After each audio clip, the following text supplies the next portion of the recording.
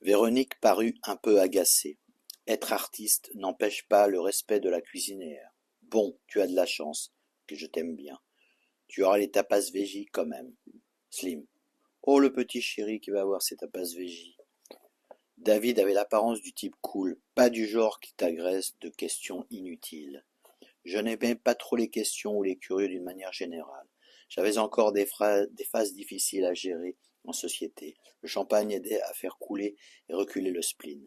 J'étais fier d'accompagner Ariane qui continuait de deviser gaiement d'écologie avec Bernard et Slim, tandis qu'avec Véronique, Nathalie et David, l'on discutait entre quadra-quinquas de sujets de quadra-quinquas.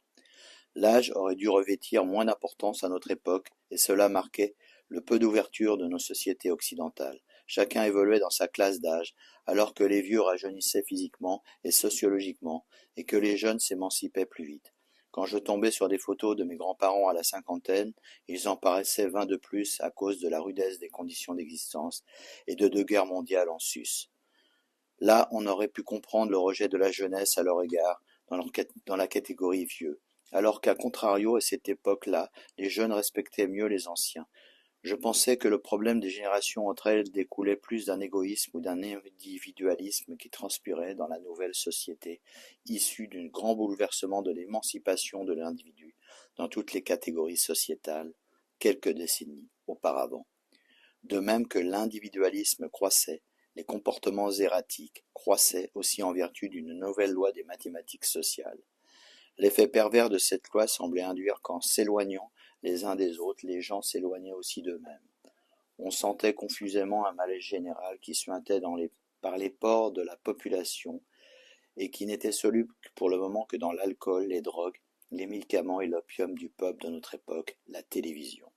J'entendais toujours les autres parler dans une sorte de brouillard des conversations sans les écouter sur le fond.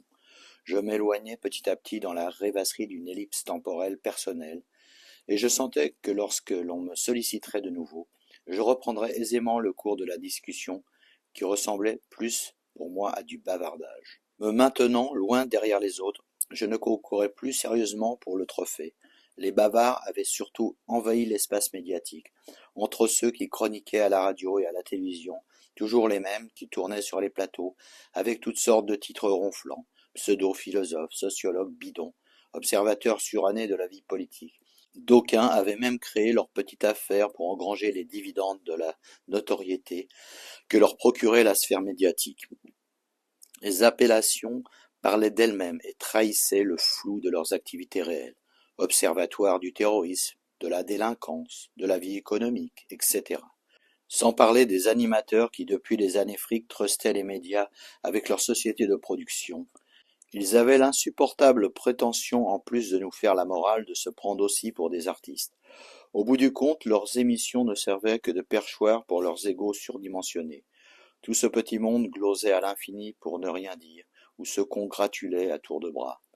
Il y avait ces sempiternels talk-shows où chacun vendait qui son livre, qui son programme, qui son film, jusqu'à l'écœurement. Ces divertissements où chacun parlait de lui-même ou bien se moquait des autres avec un cynisme crasse, car personne n'avait rien à exprimer sur le fond. Donc la bêtise et l'intolérance inondaient nos ondes. La vacuité du discours et des pensées se généralisait, rendant nos cerveaux crétins et disponibles, comme l'avait avoué cyniquement une grosse légume de la télé-poubelle, disponible pour le marketing outrancier. La publicité devenue reine des médias et toute puissante dans son totalitarisme esthétique et moralisant. Avec le concept importé de la chaîne d'information continue, on atteignait les abîmes du vide avec son commentaire permanent et sans distance de séquences d'images repassées en boucle, issues de ces caméras perpétuellement braquées sur un réel scénarisé. Ces chaînes contribuaient aussi à détruire un peu plus nos facultés de jugement sur l'information et les événements du monde. Les journalistes de la télévision étaient devenus des sortes de perroquets que l'on sélectionnait désormais plutôt sur leur physique. Ils se contentaient de répéter à longueur de journaux ce que les agences de presse leur communiquaient sans vérification ni investigation. Ils avaient tout simplement oublié les fondamentaux de leur métier. Quant à la radio, elle était devenue l'ombre d'elle-même. Il ne restait pratiquement plus que des stations commerciales au service de l'industrie du show-business et inondées par la publicité. Le service public tentait de sauver les mobs, mais pour combien de temps encore ? Ces chaînes étaient rattrapées elles aussi par la pensée unique. Cette agora de carnaval à la botte des élites financières et politiques produisait un bruit médiatique permanent et inutile qui me donnait vraiment la nausée. Nous étions devenus les spectateurs de la société et non plus les acteurs. Ceci entendu dans le sens donné par les situationnistes. Tous les médias nous avaient dépossédés de nous-mêmes. Et surtout, ils pratiquaient tous une scandaleuse et permanente désinformation. L'Internet, naissant et déjà contrôlé par les publicitaires, redonnait quelque espoir de contourner le système en place et de reprendre notre liberté d'expression volée. Mais la toile ne tarderait pas, j'en avais l'intuition, à être le théâtre de toutes les dérives que le genre humain est capable de produire, ce qui immanquablement donnerait un alibi à sa reprise en main par tous les pouvoirs. Les radios dites libres en avaient fait les frais en leur temps, sans tomber dans la théorie du complot permanent des élites au pouvoir sur le globe, dont on trouvait de nouvelles variantes chaque jour sur la toile. Il fallait bien admettre qu'il y avait un système en place qui privait sournoisement un peu plus chaque jour les citoyens du monde de leur liberté d'expression et de leur liberté de penser. C'était une nouvelle forme de totalitarisme en marche dans les pays dits démocratiques, à mettre en relief avec l'ancienne existant dans les dictatures qui privaient les trois quarts des habitants de la planète des droits à la liberté tout court. Il fallait dès lors, pour surfer, posséder pleinement ses facultés de discernement afin de faire le distinguo entre la propagande et le discours cultivé, intelligent et ouvert d'une source sûre. Les universitaires et les sachants étant peu présents pour donner l'onction aux écrits et aux commentaires des images circulant sur le net.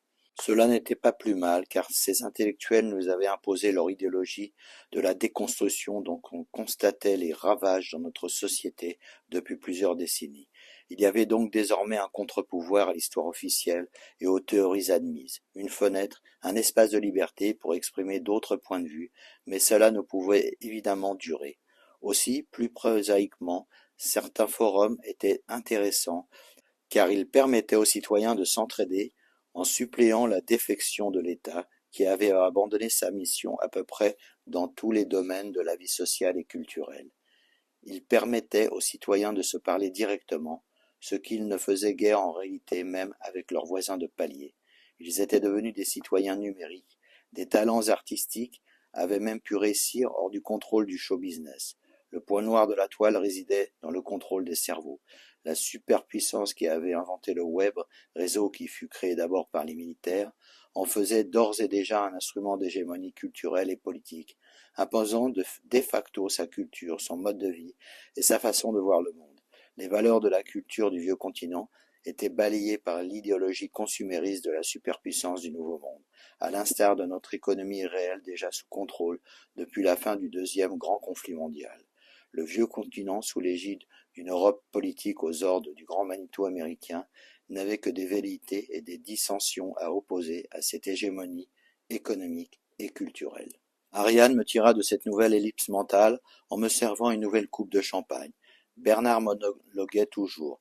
Il parlait de décadence et pour illustrer son propos se hasarda à un rapprochement historique avec l'Empire romain. Comparer les époques est toujours un exercice un peu périlleux. Bernard poursuivait sur la décadence.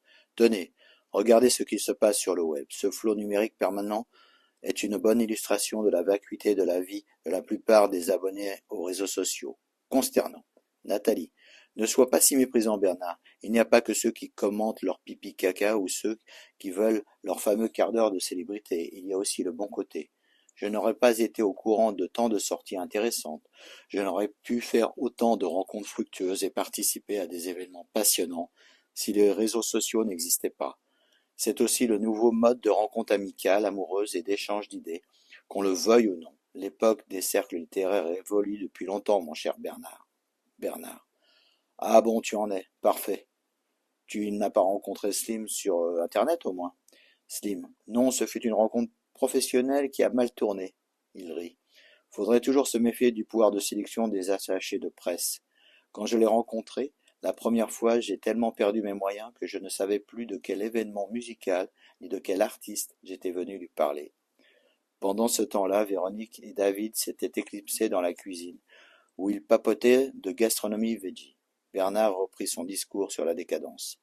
Franchement, tous les foyers ont l'électricité maintenant, mais elle ne se transforme pas en lumière pour la grande majorité d'entre eux.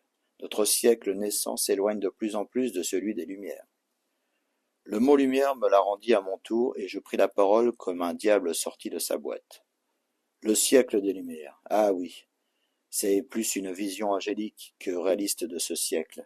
Je me suis toujours demandé pourquoi et par quel chemin vers l'aveuglement étions-nous passés dans le même siècle et en quelques années seulement des philosophes des Lumières à Robespierre.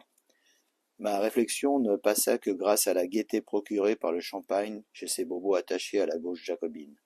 Je continuais avec ce goût prononcé de la provocation qui me caractérisait à cette époque.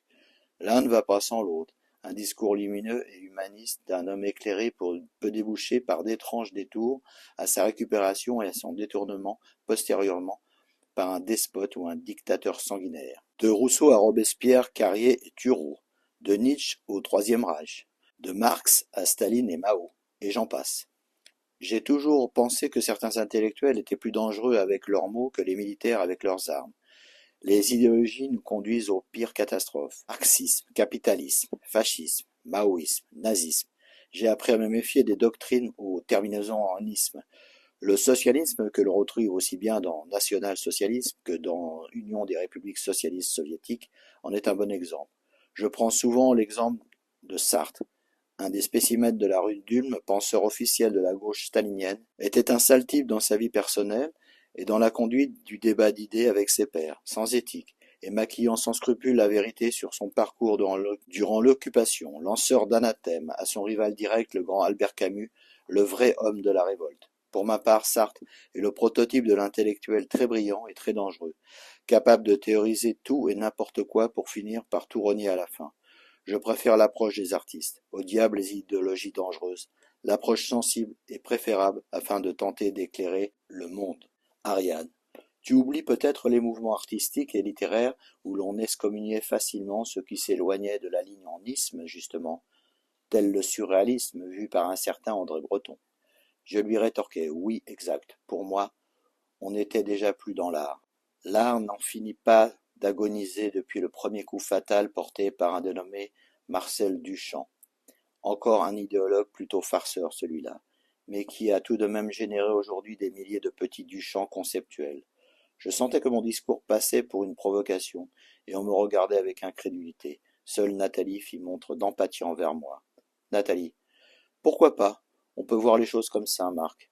Mais je veux continuer à croire que l'histoire des idées a un sens qui contribue au progrès du monde malgré le cortège funèbre de guerres et d'atrocités qu'elle a engendré, et qu'elle nous emmène vers un progrès pour l'humanité. Bernard. Touchant de naïveté, les femmes seront toujours là pour nous donner des leçons de vie avec leur optimisme. Ariane. Les femmes sont peu coupables d'atrocités guerrières et de déraisons politiques dans l'histoire. Et puis, il faut bien croire en quelque chose et agir pour nos descendants. Je me sens prête à combattre pour les générations à venir. Chacun peut agir au quotidien pour améliorer le monde à son niveau. J'enfonçais le clou. D'autres exemples dans l'histoire nous renseignent sur la versatilité du genre humain.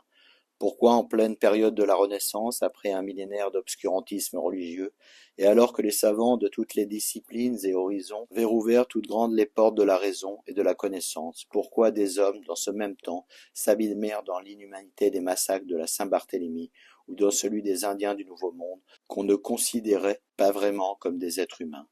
Que penser du siècle dernier aussi fécond en matière de découvertes essentielles pour l'humanité, que capable d'inventer l'industrialisation de la barbarie? L'homme entre ange et démon semble balancer en permanence entre Mère Teresa et bourreau d'Hiroshima. L'un ne va pas sans l'autre. Cette dualité du comportement est la malédiction de l'être humain. L'intelligence a bien deux hémisphères. L'histoire est maculée du sang des idéologues et des prophètes annonçant des temps meilleurs. Pourquoi le message d'amour d'un Jésus-Christ a-t-il été dévoyé par les écrits coupables et mensongers des pères de l'Église, ou du masochiste saint Paul, en séance de flagellation de nos corps et de nos esprits, dans une théologie de la souffrance permanente?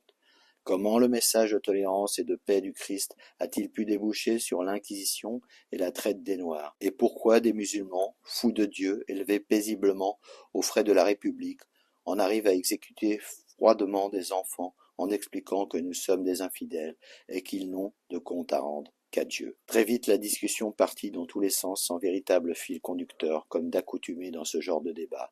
On en revenait inévitablement à la politique et à ce fameux duel droite-gauche, ce balancier inutile et coûteux de politique qui ne réglait aucun problème et menaçait toujours plus la cohésion de la nation depuis plusieurs décennies. La cellule familiale explosait avec le chômage de masse, la société se délitait lentement, mais inexorablement. Les luttes communautaires et les violences urbaines obscurcissaient un peu plus chaque jour l'horizon de liberté et d'égalité prôné dans nos démocraties avancées. Mais pendant ce temps, la police du numérique surveillait tous les citoyens. Leur vie et leurs opinions étaient passées au peigne fin.